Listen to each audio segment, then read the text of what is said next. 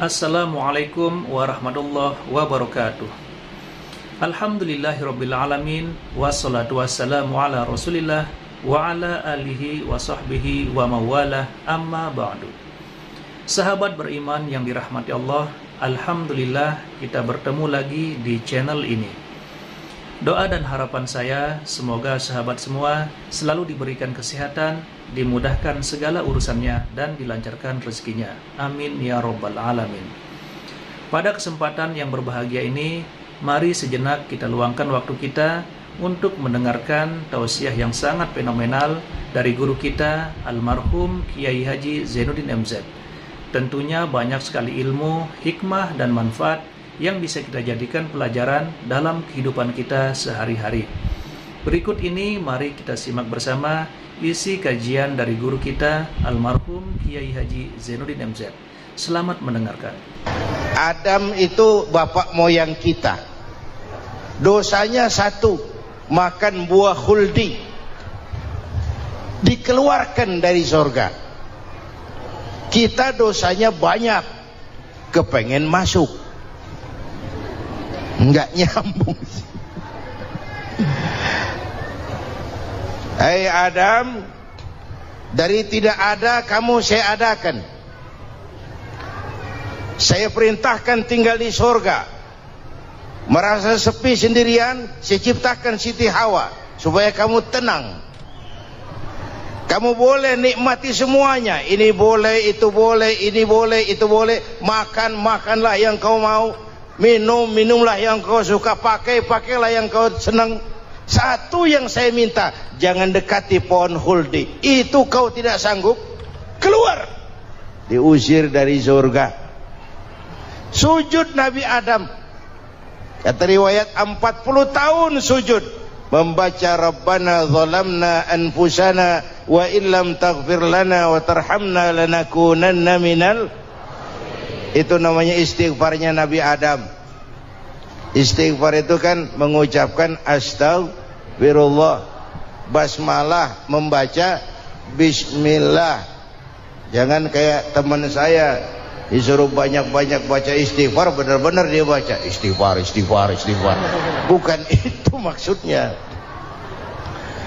Nah, maka salah satu amalan yang sangat dianjurkan di bulan Muharram ini memperbanyak istighfar.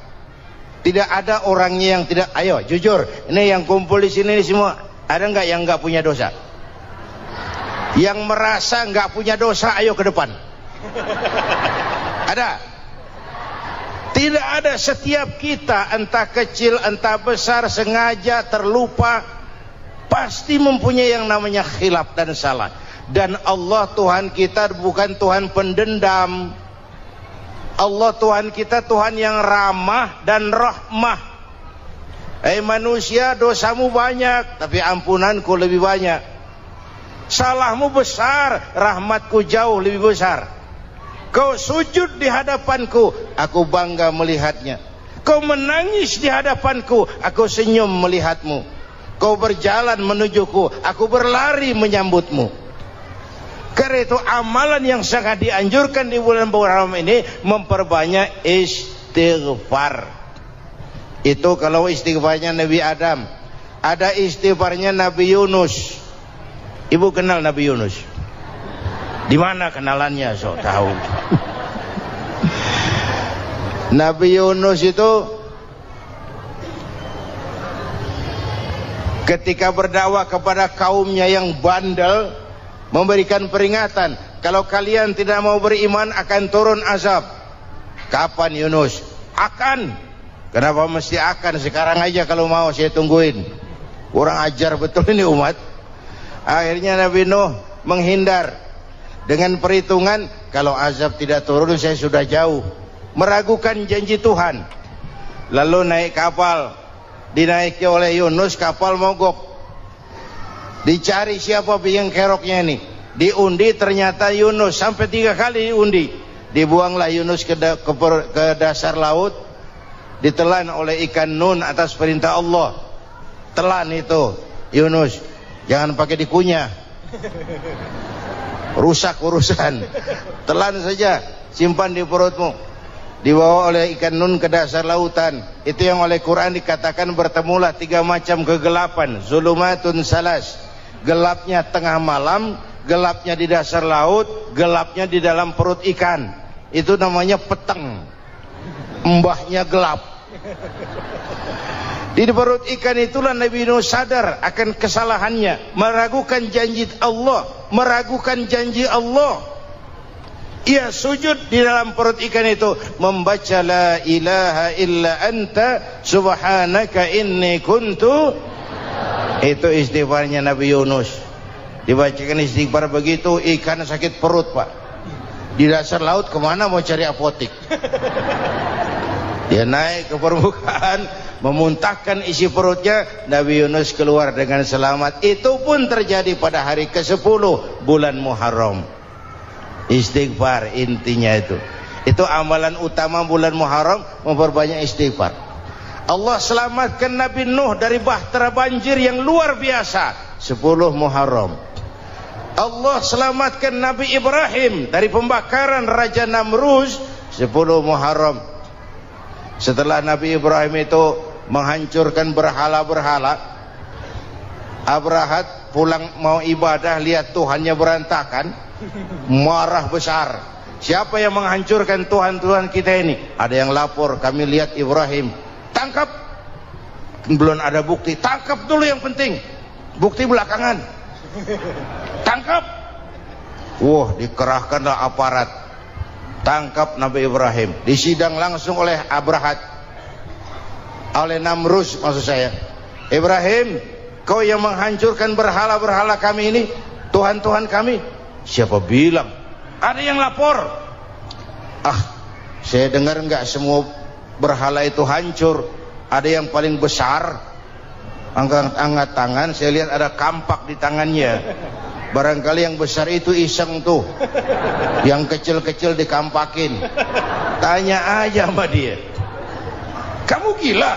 Kenapa? Masa kami disuruh nanya berhala? Nggak bisa jawab. Nggak bisa jawab. Lah kenapa disembah? Lebih gila mana sih? Tahu nggak bisa jawab kenapa disembah? Kurang ajar kamu Ibrahim. Bakar, dibakar. Ketika Ibrahim dilempar ke kobaran api yang menggunung, Allah perintah api, ya naru kuni bardan wa salaman ala Ibrahim. Hai api, dinginlah sampean. Api Madura waktu itu, Pak. Hai api, dinginlah sampean, selamatkan Ibrahim. Api tunduk kepada perintah Allah. Ibrahim masuk ke kobaran api, selembar rambut pun tidak terbakar. Kenapa? Apinya tunduk kepada perintah Allah. Kenapa? Karena Ibrahim orang yang takut kepada Allah. Api tunduk kepada perintah Allah. Kalau kita baca ayat itu, masuk ke api, mateng.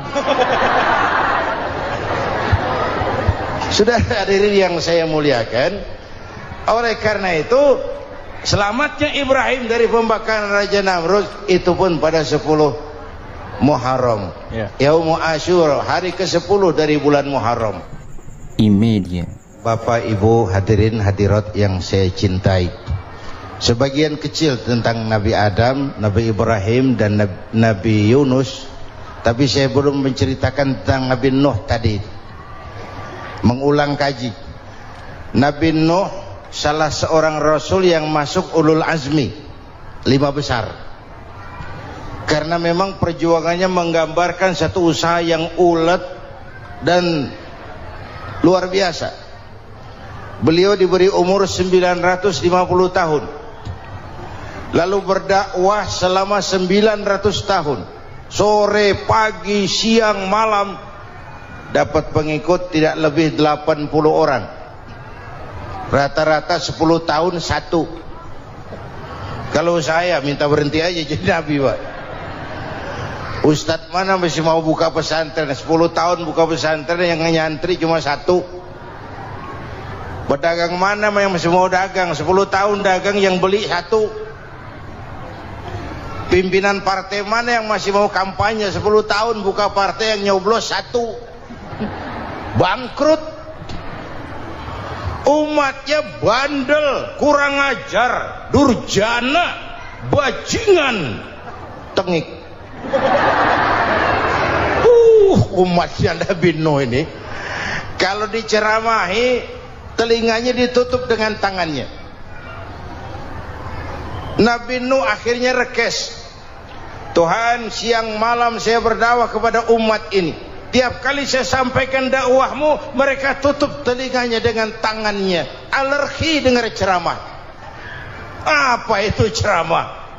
Non profit. Saudara-saudara, jadi mau kamu gimana? No, sudah Tuhan, habiskan saja orang kafir. Nanti kalau punya anak, anaknya pun kafir lagi, lebih baik bapak moyangnya sikat habis. Biasanya kalau bapak kalong, anak kampret. Bapak nyolong, anak nyopet. Fotokopi gimana aslinya? Hampir habiskan saja. Itu mau kamu, Nuh? Iya. Oke. Nanti aku turunkan banjir, Nuh, buat kapal. Dengan apa saya harus buat kapal, Nuh? Ya dengan kayu, kata Tuhan. Kayunya dari mana, Tuhan? Ya dari pohon, Nuh. Pohonnya belum ada, Tuhan. Ya tanam dulu, Nuh. Bikin kapal kayunya nanam pohon. Apa artinya? Perjuangan perlu kesabaran. Sukses itu ada prosesnya. Nggak bisa simsalabim abracadabra lalu kita mau sukses. Semua ada prosesnya. Walaupun kenyataannya begitu, sukses banyak bapaknya, gagal itu yatim. Kalau kita sukses banyak yang ngakuin, yang baru ketemu pakai manggil encing. Ketemu baru, tapi sukses banyak bapaknya. Gagal yatim, nggak ada yang mau ngakuin kalau kita gagal itu. Udah bikin kapal dengan kayu di tengah kampung, bikin kapal ini. Bayangkan di tengah kampung bikin kapal, orang kafir makin menjadi-jadi. Lihat Nuh, kenapa? Makin sarap.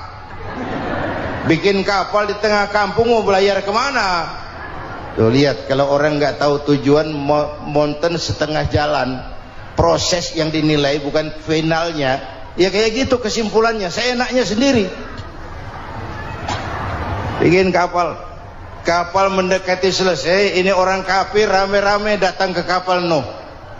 Mau apa? Buang najis. Sakit perut, berangkat ke kapal Nabi Nuh. Nongkrong, dapat 2-3 tumpuk, pulang. Penuh lantai kapal dengan najis manusia. Inilah perjuangan. Bukan jalan raya lurus bertabur bunga di kanan kirinya. Banyak ondak dan duri, fitnah, caci maki, antipat, segala macam. Nuh. Ada orang tua dasar kafir, kurang ajar, sudah stroke berangkat juga ke kapal Nuh. Mau buang najis, pincang-pincang digotong orang. Selesai buang najis dia bangun mau pulang, pegangan tiang kapal terpeleset, jatuh di atas tumpukan najis. Terjadi keajaiban, yang struknya sembuh, lumpuhnya hilang, berangkat digotong-gotong pulang, jalan gagah sekali. Tapi orang kampungnya heran, ente sudah sembuh? Sudah. Berobat di mana? Kok begitu paten? Di kapal Nuh. Masih banyak.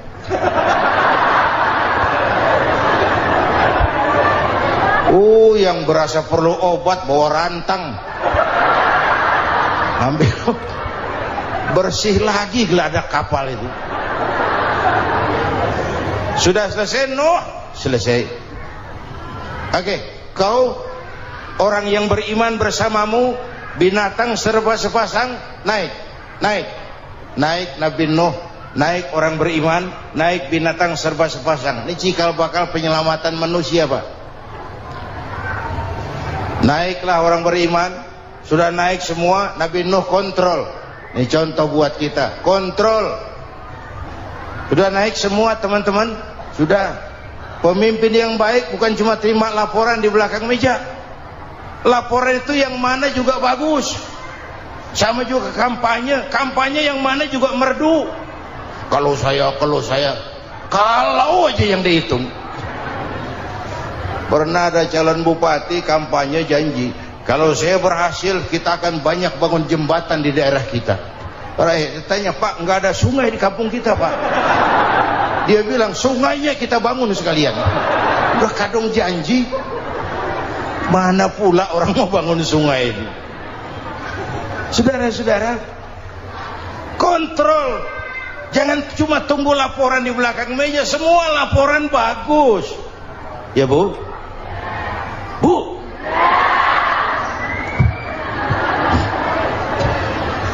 Nabi Nuh kontrol. Sudah naik semua? Sudah, Nuh. Pulan bin Pulan naik. Naik, Nuh. Paimin bin Tukijo. Naik. Kami lihat naik. Ada orang Jawa juga, Kiai? Ada. Sudah kontrol. Kanan anak saya ikut nggak naik kapal? Kami tidak lihat itu, Nuh. Kanan. Ini potret. Bapaknya aktif ke masjid, ibunya rajin ke majelis taklim, anaknya keleleran kemana-mana. Bukan di sini, di Prancis.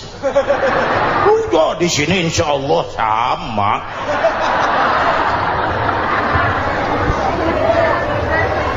Nuh karena sayang anak, Nuh karena cinta anak, Nuh karena tanggung jawab anak, cari naik ke atas kapal. Lihat Kan'an anak saya? Nggak lihat, Nuh. Turun ke ruang bawah, periksa lagi.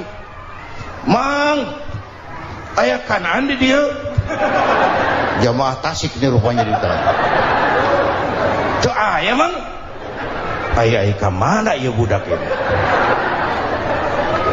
Turun ke bawah, tanya lagi. Ono Kan'an toh?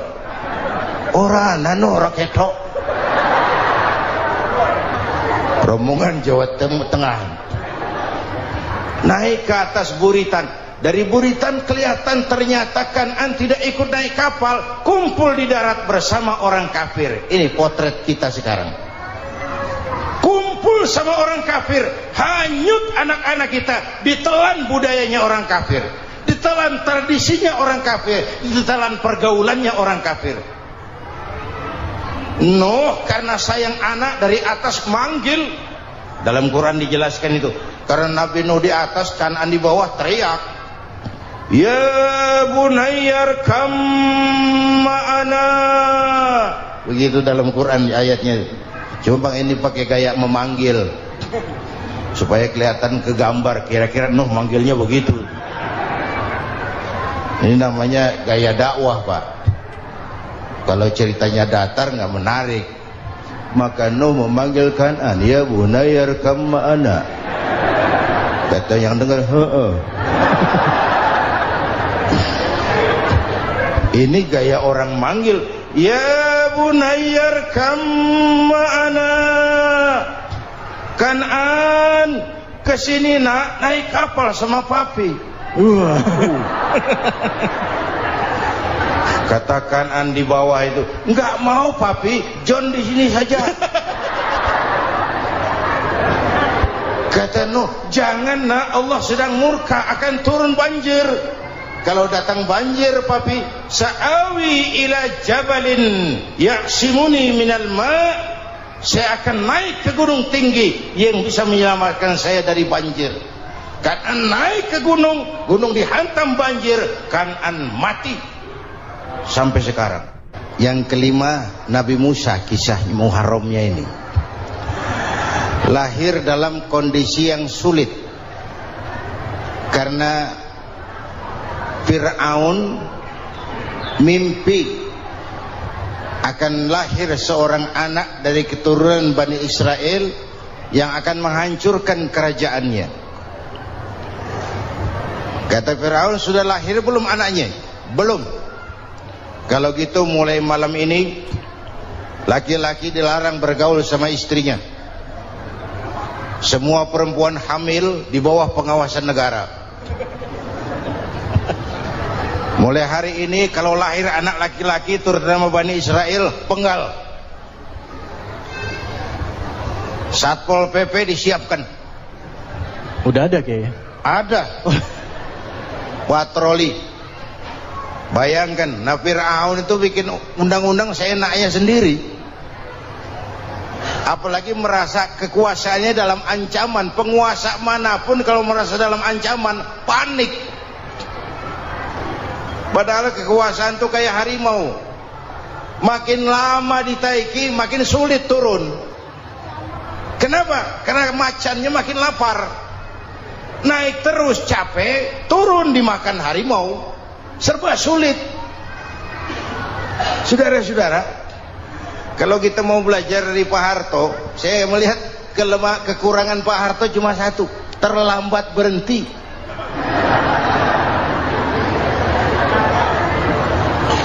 Terlambat berhenti. Di sekelilinginya banyak tukang-tukang jilat, tukang-tukang semir. Pak, kalau tidak ada bapak kami bagaimana, Pak? Saudara hadirin yang saya hormati, maka sering saya ingatkan, temanmu yang sejati adalah teman yang membuat kamu jadi benar, bukan teman yang selalu membenarkan kamu. Berapa banyak pejabat-pejabat hancur karena selalu dibenarkan oleh lingkungannya. Bapak benar, Pak. Bapak bijaksana, Pak. Itu tepat, Pak. Benar. Buang angin pun kata kelilingnya, oh bapak sehat. Temanmu yang sejati, teman yang bikin kamu jadi benar, bukan teman yang selalu membenarkan kamu. Bapak Ibu hadirin yang saya hormati, tapi kehendak Allah terjadi. Lahirlah Musa. Bayinya dihanyutkan di sungai Nil. Bayi sudah menderita, dihanyutkan di sungai Nil. Dan akhirnya besar di lingkungan istana Fir'aun. Diriwayat oleh Ratu Aisyah, perempuan Fir'aun, setelah mulai berjuang, terjadilah itu. Musa dan pengikutnya dikejar oleh Fir'aun. Sampai di tepi laut, Allah wahyukan Musa, lempar tongkatmu ke laut. Dalam kondisi darurat, mukjizat tiada jalan. Kondisi darurat. Kalau tidak, mukjizat itu maunya Allah, bukan maunya Nabi. Nabi nggak kuasa. Allah yang mau. Tapi hidup Nabi bukan mukjizat, manusiawi. Tidak mentang-mentang ada mukjizat tongkat, tiap sulit main tongkat. Nggak usah berjuang kalau begitu. Itu darurat menyelamatkan umat. Tongkat dilempar ke laut, laut terbelah. Laut terbelah. Itu secara visualnya bisa kita lihat dalam film The Ten Commandments. Udah nonton belum? Urusan nonton kalah sama Ustadz bagaimana sih? Ten Commandments, 10 firman Tuhan. Tekniknya bagus loh. Bagaimana laut terbelah.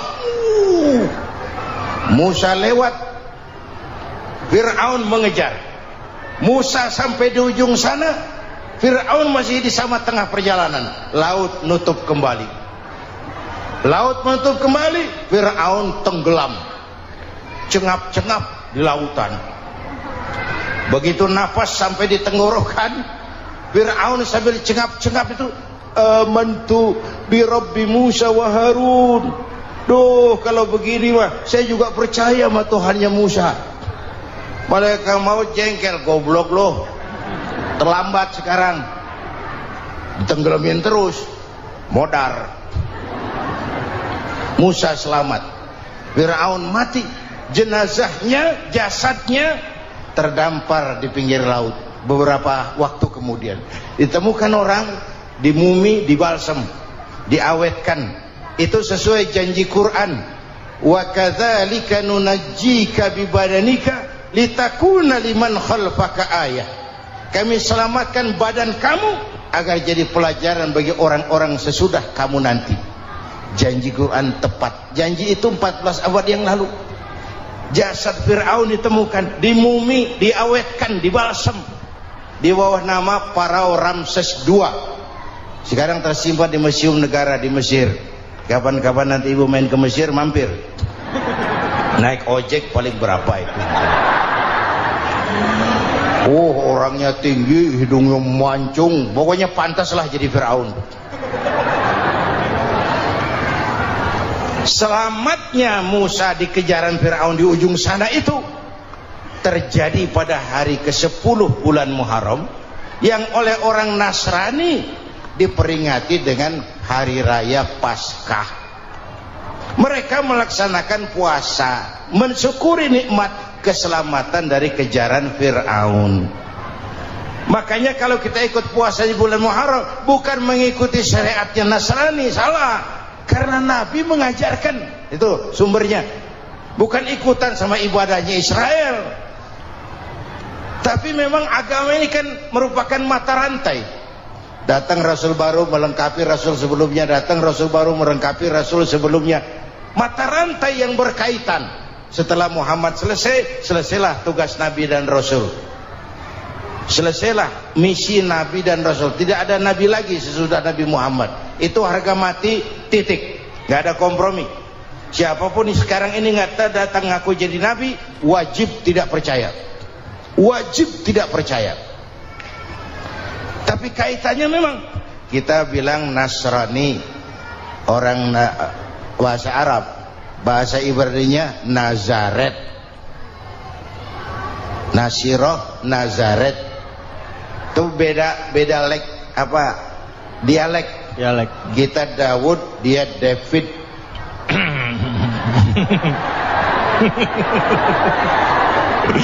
Ibrani. Kita Ali, dia Alek.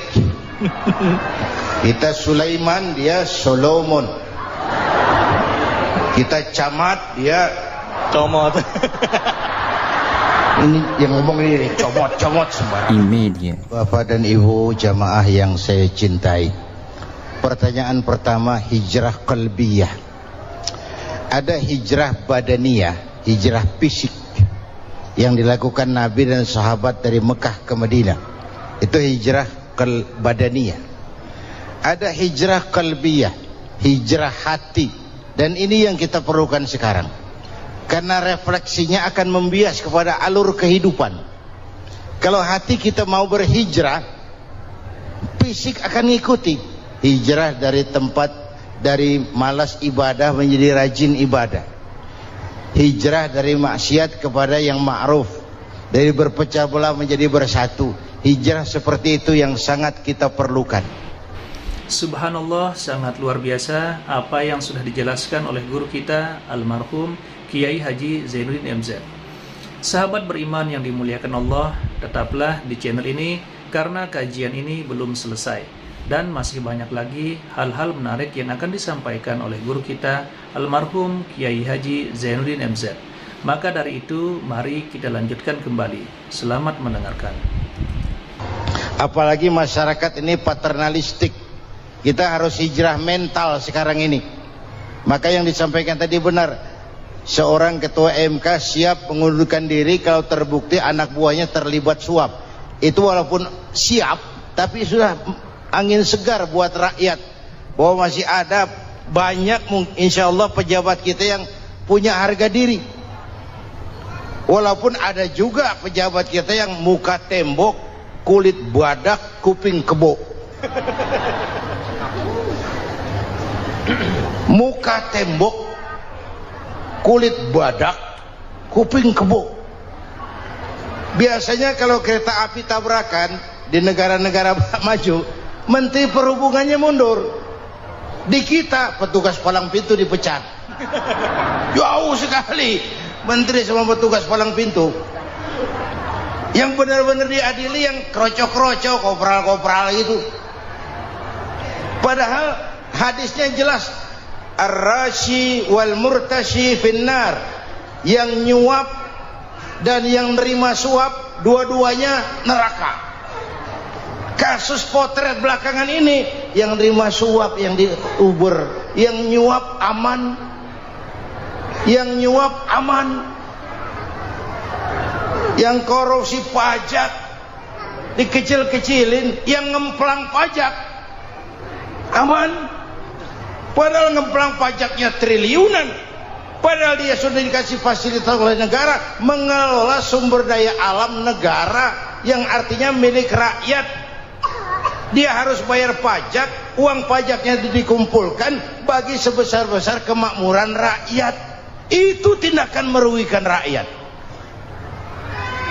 Karena itu betul, saya setuju, hijrah qalbi yang perlu kita lakukan sekarang. Hijrah hati. Kita ini bangsa Indonesia seperti timnas. Timnas sekarang anak-anak muda sudah berani pakai baju PSSI. Iya. Kenapa? Menang. Coba kalau kalah terus, nanti menang.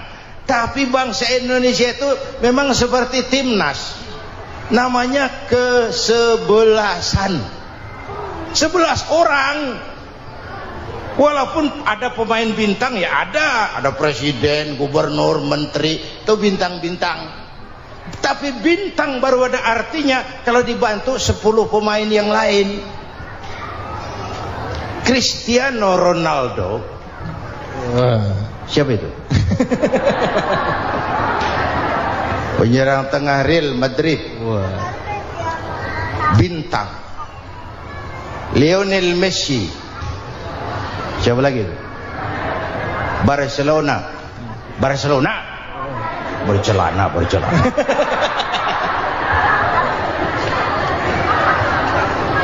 Michael Rooney, bintang Manchester United. Ronaldo baru bintang, Messi baru bintang kalau ada 10 pemain yang lain. Bagaimanapun hebatnya Cristiano Ronaldo, kalau sendirian lawan satu kesebelasan, babak belur. Itulah kita, bangsa Indonesia. Kita satu kesebelasan, harus saling memperkuat. Ada bangsa kita ini yang jadi jaksa, ada yang jadi hakim, ada yang jadi polisi. Itu posisi penyerang tengah, kiri luar, kanan dalam, back, striker, kiper, posisi. Tapi sadar kita satu kesebelasan, Bung. Jangan bikin gol ke gawang sendiri. Kalau punya bola bagus, operan dong sama temannya. Yang bisa menciptakan gol, operan. Ada yang jadi pengusaha besar, bagus boleh. Punya untung besar, operan. Kasih masjid, kasih pesantren, operan. Ini kesebelasan kita kalau punya bola, pelitnya setengah mati, Pak. Nggak mau ngoper. Bawa sendiri, mending bikin gol. Enggak. Kita ini satu kesebelasan. Satu sama lain harus saling memperkuat. Bahwa ada penyerang tengah, itu si posisi. Tapi kalau memang peluang memungkinkan, ayo dong operan. Saya iri sama kesebelasan Nasrani di Indonesia. Mereka kalau punya bola, operannya cakep. Gereja cepat selesai, rumah sakit Kristen cepat selesai. Kenapa? Operannya bagus. Kita ini kalau punya bola bawa sendiri, nggak mau ngoper. Maka masjid nggak selesai-selesai, madrasah banyak yang bocor, rumah sakit Islam kalah bersaing. Kenapa? Operannya berat. Ayo menyadari kita ini timnas, satu kesebelasan. Jangan menjegal kawan seiring, kawan sendiri dijegal. Sudah musuh terlalu kuat, gawang sendiri dijebol. Akhirnya terbalik kita ini. Ujian terberat telah diberikan Allah kepada para anbiya, kemudian para aulia, kemudian para ulama. Summal amsal fal amsal, ke bawah dan ke bawah, diuji setiap orang menurut kekuatannya berpegang kepada agama. Kalau karena anak Melayu bilang, kalau takut dengan ombak, jangan berumah di tepi pantai. Kalau takut diterjang ombak, jangan berumah di tepi pantai. Kata ibu tadi, mau jadi pohon tinggi harus berani ketiup angin. Makin tinggi pohonnya, makin keras anginnya. Takut angin, jangan jadi pohon tinggi, jadilah rumput. Enggak ditiup angin tapi diinjak kebo. Apa yang enggak ada resikonya? Apa yang enggak ada resikonya? Semua nabi ada yang dihantam kekuasaan yang arogansi. Ibrahim berhadapan dengan Namrud. Musa berhadapan dengan Fir'aun. Ada yang diuji dengan berhadapan umat yang sangat kurang ajar. Ada yang diuji dengan gosip yang dahsyat. Nabi Yusuf digosipi sama Zulaikha itu. Nabi Yusuf Nabi Yusuf.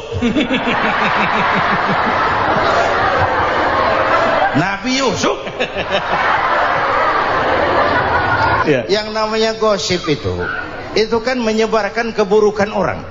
Kalau benar saja hukumnya ghibah. Kalau salah hukumnya fitnah. Fitnah lebih bahaya dari pembunuhan.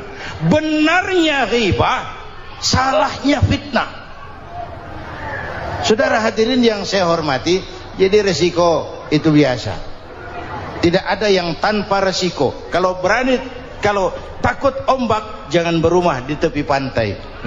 Tinggal bagaimana kita menyikapinya. Kalau kita dewasa, ini bagian ibadah saya kurang, mungkin karena dia omongin orang, tambah pahala saya. Mungkin karena dia omongin orang, tambah pahala saya. Maka saya ngadepi gosip sepatah pun saya nggak ngomong. Saya cicing. Saya percaya masyarakat itu punya filter. Amin. Saya percaya Tuhan tuh nggak tidur. Alhamdulillahirabbil alamin. Itulah tadi tausiah yang sangat luar biasa yang disampaikan oleh guru kita almarhum Kiai Haji Zainuddin MZ. Banyak sekali ilmu, hikmah dan manfaat yang bisa kita jadikan pelajaran dalam kehidupan kita sehari-hari. Sahabat beriman yang dimuliakan Allah, mari kita doakan guru kita, semoga beliau diampuni segala dosa-dosanya dan dilapangkan kuburnya. Amin ya rabbal alamin. Dan buat sahabat semua yang sudah setia menyimak tausiah ini sampai selesai, saya ucapkan terima kasih banyak. Semoga Allah Subhanahu wa Ta'ala senantiasa selalu melimpahkan rahmat dan karunia-Nya kepada sahabat semua, selalu diberikan kesehatan, dimudahkan segala urusannya, dan dilancarkan rezekinya. Amin ya rabbal alamin. Demikian yang dapat saya bagikan, kurang lebihnya mohon maaf. Sampai bertemu lagi di kajian berikutnya. Wabillahi taufik wal hidayah, waridha wal inayah. Wassalamualaikum warahmatullahi wabarakatuh. Setelah kita mendengarkan bersama tausiah yang sangat luar biasa yang sudah disampaikan oleh guru kita Al-Makrullah Kiai Haji Zainuddin MZ, mari kita lanjutkan aktivitas kita masing-masing. Semoga apa yang sudah disampaikan oleh beliau bermanfaat untuk kita semua. Dan buat sahabat semua, selamat menjalankan aktivitas. Semoga sehat selalu dan dilancarkan rezekinya. Amin ya rabbal alamin. Sampai bertemu lagi di video butiran ilmu berikutnya. Salam sukses selalu. Wassalamualaikum warahmatullahi wabarakatuh.